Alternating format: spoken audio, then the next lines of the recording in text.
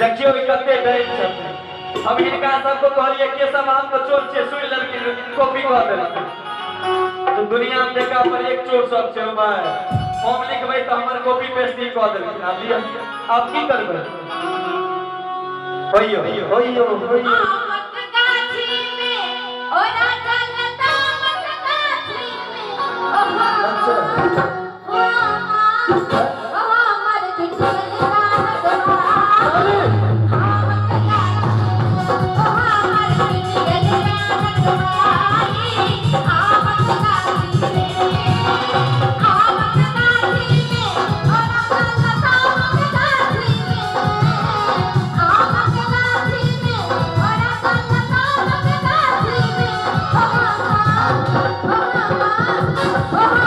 बिछड़ गाना